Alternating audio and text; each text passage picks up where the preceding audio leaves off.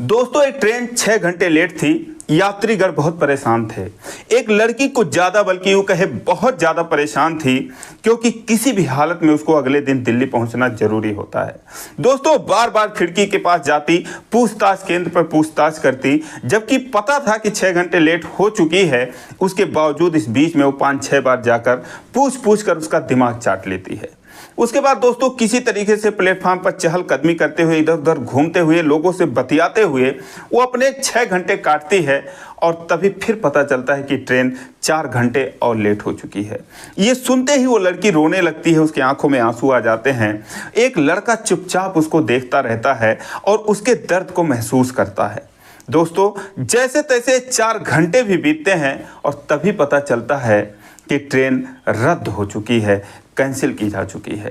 दोस्तों उसके बाद उस लड़की पर जो गुजरती है, आइए जानते हैं कि वो लड़की कौन थी, कहाँ जा रही थी, ऐसी भी क्या परेशानी थी। आइए जानते हैं पूरी कहानी इस वीडियो में। लेकिन वीडियो में आगे बढ़ने से पहले बस वही रिक्वेस्ट कि आप वीडियो को लाइक कर दीजिए, चैनल को भी सब्सक्राइब कर लीजिए ताकि मेरा हौसला बढ़ता रहे। दोस्तों कहते हैं जब मुसीबत आती है तो चारों तरफ से आती है। उस लड़की के साथ भी वही हुआ था। वो उत्तर प्रदेश के बस्ती रेलवे स्टेशन पर वैशाली एक्सप्रेस का इंतजार करती है। दिल्ली जाना था उसको, लेकिन जब उसे पता चलता है कि ट्रेन 2 घंटे लेट है तो अपने घर से 2 घंटे लेट आती है। वहां पर आने के बाद पता चलता है कि ट्रेन 4 घंटे और लेट हो चुकी है, यानी कि 6 घंटे। और उसके बाद वो 6 घंटे किसी तरीके से काटती है वहां पर, चहलकदमी करते हुए, लोगों से बतियाते हुए। बिल्कुल उसका मोबाइल देखती है तो मोबाइल में मन नहीं लगता, इधर उधर बातें करती है, लेकिन 6 घंटे कम नहीं होते। किसी तरीके से वो काटती है और ये होता है कि अब ट्रेन आने वाली है। फिर जाके वो खिड़की पर पता करती है तो पता चलता है कि ट्रेन 4 घंटे और लेट हो चुकी है। अब जब वो 4 घंटे और सुनती है तो वहीं फूट फूट कर रोने लगती है। और इंक्वायरी विंडो पर जो व्यक्ति बैठा होता है उसको देखकर बहुत उसके ऊपर तरस आ जाता है। वो पहली बार यूँ किसी को देख रहा था कि ट्रेन लेट हो रही हो और कोई इस तरीके से रो रहा हो। दोस्तों वो कुछ कर नहीं पा रहा था। हालांकि वो भी उस लड़की से बहुत तंग आ चुका था, क्योंकि कम से कम 20 बार उसने पूछ रखा था उसको कि ट्रेन कहाँ है, क्यों नहीं आ रही है, क्यों नहीं कुछ करते, आप समझते नहीं, बेमतलब की बात है। लेकिन दोस्तों अगर कोई भी इंसान होगा तो उसको इस पर गुस्सा नहीं आएगा, बल्कि उसे तकलीफ होगी, उसको दुख होगा। यही हाल जो है उस कर्मचारी का भी हो रहा था। दोस्तों वो क्या कर सकता था, उसके बस में तो कुछ था नहीं। वो धीरे से उस लड़की को अपने पास बुलाता है और उससे बोलता है कि देखो 99% चांस है कि वो ट्रेन आज कैंसिल हो जाए, रद्द हो जाए।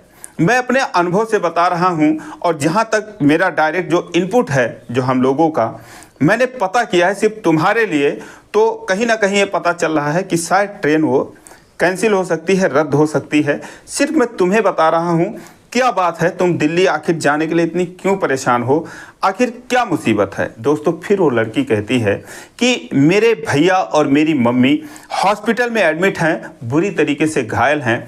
मेरी एक प्रेग्नेंट भाभी जो है वो दिल्ली में अकेली है, उसका भी आखिरी महीना चल रहा है, तो इसलिए मेरा पहुंचना बहुत ज़रूरी है, प्लीज़ आप कुछ करिए।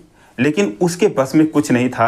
उसने बोला जो मेरे बस में था वो मैंने तुम्हें 4 घंटे पहले बता दिया कि जो अभी तक यहाँ पर लिखा गया है, अनाउंसमेंट हो रहा है कि ट्रेन 4 घंटे और लेट हो चुकी है। तो मैं तुम्हें सच्चाई बता रहा हूँ कि 99% ये उम्मीद है कि ट्रेन कैंसिल की जा सकती है, रद्द की जा सकती है। 1% चांस है, अगर और कोई रास्ता है तो तुम देख लो। लेकिन दोस्तों रात के 1 बज चुके थे ये उसको ये बताते हुए कि ट्रेन रद्द की जा सकती है। अब वो आती है जहां उसका सामान होता है, बैठकर वहां पर रोती है। उसके चेहरे को देखकर ऐसे लग रहा था कि जैसे सब कुछ खत्म हो चुका हो। दोस्तों एक लड़का उसको वहीं पर नोटिस कर रहा था, वो भी उसको बार बार देख रहा था, उसकी परेशानी को समझ रहा था कि ये क्यों परेशान है, क्या इसके साथ हो गया है। दोस्तों उस लड़के का नाम सुनील होता है। उसको भी दिल्ली जाना बहुत ज़रूरी था, लेकिन इतना ज़रूरी नहीं था जितना इस लड़की को यानी कि कल्पना को होता है। अब दोस्तों उसको तो जाना था ही। वो उसके पास आता है और पूछता है कि क्या बात है, क्यों ऐसा तुम रो रही हो, क्यों परेशान हो रही हो। दोस्तों वो लड़की अकेली थी, तो वो उससे बताती है कि मुझे जाना बहुत ज़रूरी है क्योंकि वहाँ पर ऐसे ऐसे हॉस्पिटल में भर्ती हैं, घायल हो चुके हैं मेरे भैया और मेरी मम्मी, और मेरी भाभी अकेले हैं और बार बार मुझे फ़ोन कर रही हैं और बहुत परेशान हो रही हैं। और खिड़की पर मुझे ये बताया जा रहा है कि शायद वो ट्रेन रद्द की जा सकती है, कैंसिल हो सकती है, लेकिन उन्होंने कहा है ये तुम किसी को मत बताना, नहीं तो बहुत बड़ी मुसीबत हो जाएगी। अब दोस्तों वो उस लड़के को ये बात बता देती है। अब दोस्तों कहीं ना कहीं उस लड़के के भी मन में था कि क्या पता ट्रेन ही ना कहीं कैंसिल हो जाए। दोस्तों वो उस लड़की से कहता है कि एक काम करो, मुझे तो दिल्ली जाना ही है और मेरे से ज़्यादा तुम्हारा जाना ज़रूरी है, तो मेरे पास गाड़ी है, अगर तुम चलना चाहो तो मैं अपने गाड़ी से अब दिल्ली जाने वाला हूँ। दोस्तों जब वो लड़की सुनती है तो जैसे मानो उसे अपने कानों पर यकीन नहीं होता। वो बोलती है कि आप क्या कह रहे हो? तो कहता है मैं दिल्ली जा रहा हूँ, मेरे पास गाड़ी है, अगर तुम्हें चलना हो तो सिर्फ मैं तुम्हें कह रहा हूँ तो तुम चल सकती हो। अब दोस्तों वो तुरंत तैयार हो जाती है, कहती है प्लीज़ ऐसा कुछ करो, मुझे पहुँचा दो, बड़ी मेहरबानी होगी, मैं तेल के 1000-2000 रुपये आपको दे दूँगी। कहता है तेल की बात नहीं है। अब उधर जो खिड़की पर बैठा हुआ एक बंदा था, इंक्वायरी खिड़की पर, वो किसी को अपना चार्ज देकर प्लेटफॉर्म पर आता है और ये देखने की कोशिश करता है कि उस लड़की के साथ और कोई है कि नहीं है, वो लड़की कहाँ पर है, अब वो क्या कर रही है। दोस्तों उस लड़की को देखते ही वो उसके पास आता है और बोलता है कि क्या बात है, अब तुम क्या करोगी? तो कहती है कि मैं दिल्ली जा रही हूँ, इनकी गाड़ी है सर की, इन्हीं के साथ जा रही हूँ। तो वो उससे पूछने लगता है कि हाँ भाई ऐसी भी कोई बात है क्या? तो बोलता है हाँ सर, मुझे भी जाना ज़रूरी है, मैं भी इंतज़ार करते करते थक गया हूँ और मैं सोच रहा हूँ मेरी एक गाड़ी है, मैं उससे चला जाऊँ। तो बोलता है कौन सी गाड़ी है तुम्हारी? तो कहता है मेरे पास फॉर्च्यूनर है, मैं कई बार आया गया हूँ, ऐसी बात नहीं है। दोस्तों जब वो सुनता है कि अच्छा फॉर्च्यूनर है, तो कहता है तब तो तुम 10-12 घंटे में पहुँच जाओगे। बोलता है बड़े आराम से 12-14 घंटे में तो मैं पहुँच ही जाऊँगा, 1 बज रहे हैं, अभी मेरा भाई 20 मिनट में गाड़ी लेकर पहुँच जाएगा और मैं कल 3-4 बजे तक या 5 बजे तक पहुँच जाऊँगा। के बाद वो भी खुश हो जाता है, बोलता हाँ भाई साहब ऐसा कुछ कर सकते हो तो प्लीज़ करो, देखो मैडम बहुत परेशान हैं। दोस्तों उसके बाद वो अपने भाई को फ़ोन कर चुका था, उसका भाई तुरंत गाड़ी लेकर पहुंचता है। रात को 1:30 बजे वो गाड़ी लेकर पहुंचता है और ये सारे लोग जाकर गाड़ी में बैठ जाते हैं। वो इंक्वायरी खिड़की पर बैठने वाला शख्स भी उसको गाड़ी में बैठते हुए जाकर वहाँ तक एक प्रकार से समझ लो विदा करके आता है। जब वो लोग बैठ जाते हैं, उसके भाई को लेने के लिए भी कोई और आया था, वहाँ से मात्र 20-25 मिनट की दूरी पर उसका घर होता है। वो अपने घर चला जाता है और ये दिल्ली के लिए रवाना हो जाते हैं। दोस्तों नेशनल हाईवे 28 पर फॉर्च्यूनर फर्राटे भरने लगती है। सुनील ड्राइविंग सीट पर बैठा था, अपने बगल में वो कल्पना को बिठा लेता है। कल्पना बहुत खुश होती है कि वो आखिरकार वो दिल्ली जा रही है, लेकिन उसको नहीं पता था कि उसके सामने जो मुसीबत है उससे भी कहीं बड़ी मुसीबत उसका इंतजार कर रही है। दोस्तों सुनील उससे बातचीत शुरू करता है, कहता है कि तुम सोना मत, नहीं तो अगर सोओगी तो मुझे नींद आने लगेगी, मुझसे बातचीत करती रहना। दोस्तों फिर वो दोनों बातचीत करते रहते हैं और बातचीत करते करते दोनों 2-3 घंटे सफ़र में गुजारते हैं। जब सुबह 5 बजने वाले होते हैं उसको नींद आने लगती है, तो कहती है कि मुझे नींद आ रही है। वो कहता है कि नहीं सोना, बिल्कुल मत सोना, नहीं तो मुझे भी नींद आने लगेगी। अब दोस्तों 5 बजे रोड पर बहुत कम ट्रैफिक होती है, तो इसीलिए बहुत तेज़ी से गाड़ी भगाते हुए सुनील आगे जा रहा था। वो बतियाए जा रहा था, तभी कल्पना को नींद आने लगती है। अब 2-4 बार उससे बोलता है, बतियाता है, जब उसकी आवाज़ नहीं आती तो बोलता है सो गई क्या तुम? तो कहती है कि हाँ मुझे लगता है नींद आ रही है। तो कहता है नहीं जगो यार, नहीं तो मैं भी सो जाऊँगा।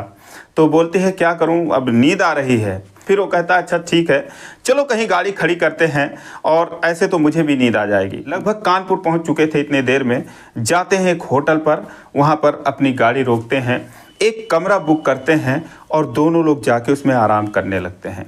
कल्पना पहले झिझकती है कि उसके साथ कमरे में जाने के लिए, लेकिन वो कहता है भरोसा रखो, शरीफ खानदान से हूँ, जैसा तुम सोच रहे हो ऐसा कुछ भी नहीं है, आराम कर लो, ज़्यादा वक्त नहीं है।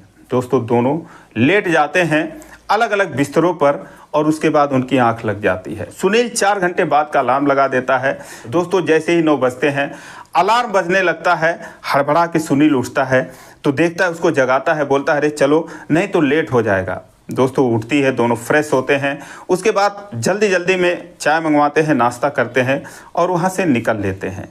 जब रास्ते में ये दोनों जा रहे होते हैं, बार बार उसके भाभी का फ़ोन आ रहा होता है, तभी दोस्तों एक और लड़की का फ़ोन आता है और वो कहती है कि कल्पना, वो जो तुम्हारा बॉयफ्रेंड है नितिन, वो यार शादी करने जा रहा है आज। वो कहती है क्या बात कर रही हो? तो बोलता हाँ मैं सच कह रही हूँ, तुम्हें नहीं पता है क्या? बोलती यार मुझे तो बिल्कुल नहीं पता है। तो कहती है कि हाँ वो शादी करने जा रहा है। अब दोस्तों एक तो उसका अपने परिवार को लेकर जो चिंता थी वो तो थी ही, और दूसरा जो उसका बॉयफ्रेंड को लेकर उसकी टेंशन थी वो भी बढ़ जाती है। अब दोस्तों सुनील उससे कहता है क्या बात है, किससे बात हो रही थी, कौन शादी करने जा रहा है? तो बोलती नहीं ऐसी कोई बात नहीं है।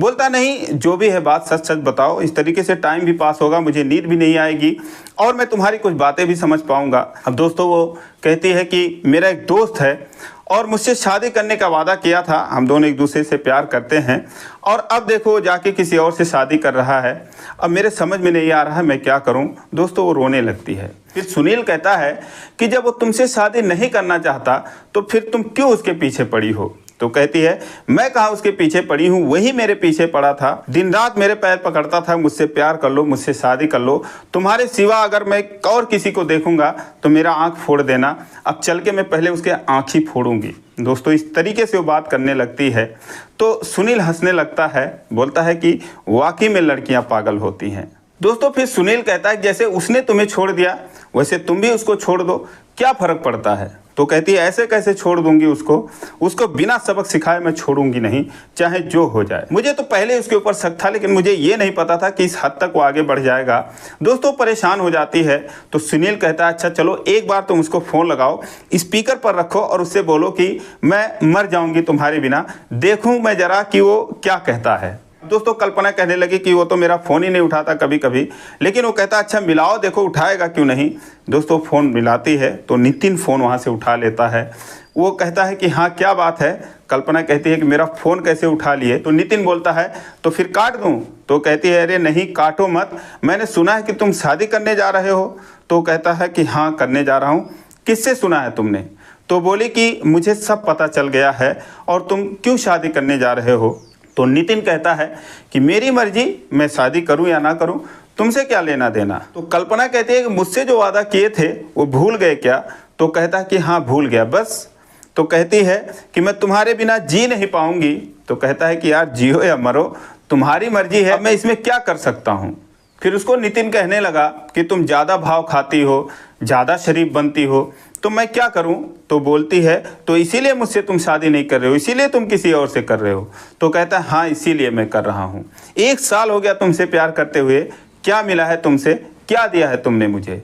तो कहती है क्यों नहीं, तुम्हारे साथ फिल्म देखने गई, तुम्हारे साथ लाल किला घूमने गई, तुम्हारे साथ चिड़ियाघर गई, अक्षरधाम गई, क्यों नहीं तुम्हारे साथ में गई हूँ? तो वो बोलता है कि बस यही ज़िंदगी होती है, और उस दिन जो मैं कह रहा था वो बात तुमने क्यों नहीं मानी? तो कहती है अच्छा मैंने तो नहीं मानी, लेकिन तुम जिससे शादी करने जा रहे हो उसने तुम्हारी बात मान ली है क्या? तो उसने बोला तो फिर तुम्हारी जैसे हर कोई होता है क्या? आजकल सबसे पहले यही होता है। अब दोस्तों जब ये बात वो सुनती है तो और दुखी हो जाती है। अब दोस्तों उसके बाद वो झल्लाते हुए कहती है मुझे पता नहीं था तुम इतने बदतमीज हो, मैं आऊँगी दिल्ली, आती हूँ, फिर अब देखती हूँ तुम्हारा तुम कैसे करते हो। तो बोलता है आ जाओ कोई दिक्कत नहीं है, थोड़े फूल ले आना हम दोनों के ऊपर बरसाने के लिए, क्योंकि मैं शादी करने जा रहा हूँ, तुम फूल बरसाओगी तो अच्छा लगेगा। दोस्तों और जले पे नमक छिड़क देता है और ये बात सुन के जो है वो सुनील ज़ोर ज़ोर से हंसने लगता है और दोस्तों वो रोने लगती है, कहती है कि तुम्हें हंसी सूझ रही है, यहाँ मेरी जान निकल रही है। दोस्तों उधर बार बार उसके भाभी का फ़ोन आ रहा था। RML हॉस्पिटल में उसके भैया और उसकी मम्मी भर्ती होते हैं और वहाँ जाने के लिए कोई नहीं होता है। दोस्तों इतने में जो सुनील था वो अपने लोगों को किसी को फ़ोन करता है कि यार ऐसे हॉस्पिटल में कोई ऐसे एडमिट है, ज़रा जाके उनकी देखभाल करो, ज़रा देखो वहाँ पर क्या चल रहा है, और अगर कोई अनहोनी हो गई होगी तो ये मुझे बता देना, छुपाना मत। दोस्तों उसके बाद 5 बजे पहुंच जाती है दिल्ली और ये दोनों सीधा हॉस्पिटल जाते हैं, जहां पर इसकी भाभी बैठी हुई थी एक कुर्सी पर, उसको देखते ही रोने लगती है। उसका भी आखिरी महीना चल रहा था, किसी तरीके से वो बैठी थी और दोस्तों उसके जो मम्मी थी, उसके जो भैया थे, वो दोनों इमरजेंसी में एडमिट थे और जो सुनील के लोग थे, 4-5 लोग वहाँ पर जमे हुए थे। किसी तरीके से कोई परेशानी नहीं थी, देखभाल कर रहे थे। वो लोग डॉक्टर से मिलते हैं, उसके भैया और मम्मी से मिलते हैं, उसकी भाभी से मिलते हैं। कहते हैं कि रुपए पैसे की टेंशन मत लेना, जितना मर्जी होगा मैं लगाऊंगा। लेकिन किसी ने बोला कि यहाँ पर पैसे तो लगते ही नहीं हैं। तो उन लोगों ने बोला और कहीं प्राइवेट में ले जाने की ज़रूरत है तो वो भी बताओ। तो लोग बोलते हैं नहीं, सब कुछ यहाँ पर अच्छा हो रहा है, कोई दिक्कत नहीं है। दोस्तों वहाँ जाने के बाद कम से कम एक तरफ से तसल्ली मिल जाती है कि ये सारे लोग ठीक थे। हालांकि जब उसकी मम्मी और उसके भैया स्कूटर से गिरे थे तो उनके मुंह से खून आ गया था, तो इसलिए उसकी भाभी घबरा जाती है। 1-2 घंटे होश भी नहीं था उसके भाई को, तो इसीलिए परेशानी ज़्यादा बढ़ गई थी। लेकिन अब सब कुछ नॉर्मल था, कोई दिक्कत वाली बात नहीं थी। अब दोस्तों जब तसल्ली हो जाती है कि हॉस्पिटल में सब कुछ ठीक है, तो वो अपने भाभी से कहती है कि भाभी चलो कमरे पर, और ये जो इनके साथी हैं ये लोग यहाँ पर रहेंगे, इनको भी थोड़ा खाना वाना बना के खिलाती हूँ। ये भी बेचारे ऐसे ऐसे हम लोग आए हैं। दोस्तों ये लोग रूम पर जाते हैं, वहाँ पर बैठकर फिर अब ये उसकी बातें करने लगती है कि भाई भाभी वो तो शादी करने जा रहा है। तो कहती है कि हाँ शादी करने जा रहा है, मैंने भी सुना है, कल ही उसकी शादी है। तो कल्पना कहती है लेकिन सुधा तो कह रही थी आज ही शादी करने जा रहा है। कहती है नहीं, उसकी शादी कल है। दोस्तों उसके बाद ये लोग वहाँ पर खाना वाना बनता है, तो सुनील जो है वो कल्पना से कहता है कि देखो मुझे भी शादी करनी है और लड़की बिल्कुल तुम्हारे जैसी एकदम शरीफ चाहिए होगी, ये समझ लो कि तुम्हारे ही जैसी चाहिए होगी। तो उसने बोला कि ठीक है, तुम्हें तो बहुत सारी लड़कियां मिल जाएंगी, तुम्हारे पास प्रॉपर्टी भी है, क्या काम करते हैं आप? तो बोला कि मैं प्रॉपर्टी डीलिंग का ही काम करता हूँ और मेरे पिताजी भी करते हैं, यहाँ पर मेरा मकान भी है दिल्ली के अंदर सरोजनी नगर में। तो बोलती है बहुत अच्छी बात है। तो वो बोलता है कि मैंने बहुत लड़कियां देखी लेकिन तुम्हारे जैसी नहीं देखी, तो अगर हो सके, अगर तुम अपने बॉयफ्रेंड से फ्री हो जाओ, अगर वो कहीं शादी कर लेगा तो क्या तुम मेरे बारे में सोचोगी? तो कल्पना कहती है कि इतना कुछ जानकर भी तुम मुझसे क्यों शादी करना चाहोगे और मेरे लिए क्यों बात कर रहे हो? तो सुनील कहता है कि सब जानने के बाद ही तो तुम मुझे अच्छी लग रही हो, तो अगर हो सके तो मेरे बारे में ज़रूर सोचना। अब दोस्तों कल्पना उसको देखती है, बोलती है ठीक है, लेकिन कल उसके शादी में जाना है, तो तुम एक काम करोगे मेरा? तो बोला हाँ बताओ क्या काम करना है? बोली मुझे उसको जलाने के लिए अगर मेरे पति बन जाओ तो हम दोनों साथ में चलें, तो फिर बताओ कैसा रहेगा? बोलता है बहुत अच्छी बात है, बिल्कुल मैं कल आता हूँ और हम दोनों चलते हैं उस शादी में। मैं भी तो देखूँ कि जिससे तुम इतना प्यार करती थी और जिसको तुमने छूने नहीं दिया, आखिर वो कैसा है क्या है। अब दोस्तों उसके बाद हॉस्पिटल की भागा दौड़ के बीच अगले दिन वो लोग टाइम निकालते हैं और फर्स्ट क्लास एक पति पत्नी की तरह, न्यूली मैरिड की तरह दोनों तैयार होते हैं और उसकी शादी में पहुंचते हैं जहां पर नितिन शादी कर रहा था। जब वो कल्पना और सुनील की जोड़ी को देखता है, देखते ही रह जाता है। साड़ी पहनकर बिल्कुल परी जैसी वो लग रही थी और उसके सामने जो उसके साथ में उसकी दुल्हन बैठी थी, उसके सामने बिल्कुल फीकी नजर आ रही थी। दोस्तों कल्पना उस लड़की को घूरती है और नितिन के सामने एटीट्यूड दिखाने लगती है कि देखो मेरा भी पति है, तुम क्या सोच रहे हो कि मैं कोई सिंगल हूँ क्या? तुमसे पहले ही मैंने शादी कर लिया। तो इस तरीके से दोनों ने नाटक किया, लेकिन उसके बाद दोनों सीरियस हो जाते हैं। दोस्तों उस शादी से आने के बाद दोनों अपने अपने काम में लग जाते हैं। 15 दिन बाद उसकी भाभी को एक सुंदर सा बेटा पैदा होता है। भैया और उसकी मम्मी दोनों हॉस्पिटल से 4 ही दिन में डिस्चार्ज हो जाते हैं। सारे लोग सही तरीके से एक बार फिर अपने अपने जगह पर सुखी जीवन व्यतीत करने लगते हैं। लेकिन दोस्तों सुनील और कल्पना में प्यार हो चुका था। कुछ ही दिनों बाद कल्पना और सुनील एक दूसरे से शादी कर लेते हैं। दोस्तों कल्पना जो है उस लड़के के लिए भले ही कोई मायने नहीं रखती थी, लेकिन सुनील की उसने दुनिया बदल दी। दोस्तों उसके बाद ये दोनों गांव जाते हैं तो एक बार उस खिड़की पर बैठे हुए कर्मचारी से भी ज़रूर मिलते हैं और उसको अपनी आप बीती बताते हैं। दोस्तों वो भी बहुत खुश होता है। दोस्तों ये रही कहानी। आप लोगों को कैसी लगी कमेंट करके ज़रूर बताइए, और अच्छी लगी हो तो वीडियो को लाइक नहीं किया तो लाइक कर दीजिए, चैनल को सब्सक्राइब कर लीजिए। फिर मिलेंगे अगले वीडियो में, तब तक के लिए जय हिंद।